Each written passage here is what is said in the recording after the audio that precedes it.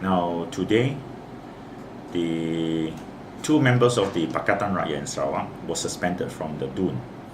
Myself and YB Chong Chieng for Kota Sentosa and for Padungan.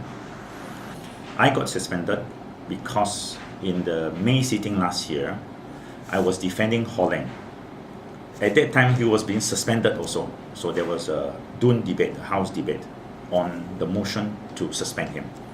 And it got very heated up. Literally, the BN was steamrolling the whole motion through. So I stood up and said, this is now descending into a kangaroo court.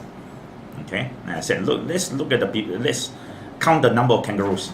Okay? And they got very upset by that. So they referred me to the Committee of Privileges because of those words. People in both sides has called one another monkeys. And I use an additional word, which is kangaroo court. In fact, of all the terms they were used, kangaroo is one of the nicest of animals that were used. Okay? But nobody else got into trouble except myself. So it has been very selective. I'm only saddened by the fact that because the DUN session for this DUN Sarawak, the 16th DUN, will end sometime in July next year. So this 1 year suspension very likely will mean that we will not have the chance to go into the House again before the next election. So literally, two state constituencies in Chieng, that is Kota Sentosa, that is YB Chong Chieng, and myself, which is Padungan, will not have any voice at all for the rest of this term of the DUN. With any apology? Now, so during the hearing of the committee itself, I told it this is the first time I have this opportunity to defend myself, and I say after giving all the grounds, I withdraw and I apologize. Okay? You know what they said? Well, it's too late, it says.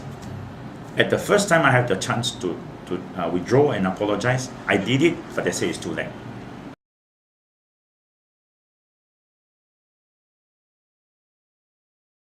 So they have already made up their mind to crucify us.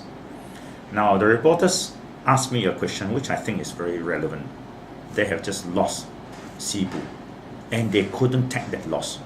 So to them, suspending YB Chong Chieng from the DAP and myself from from PKR is their way of getting back at us. Okay? It's an act of revenge.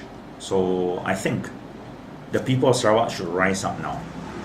We are among the most vocal and feared YBs in the State Assembly, and they chose this way to silence us.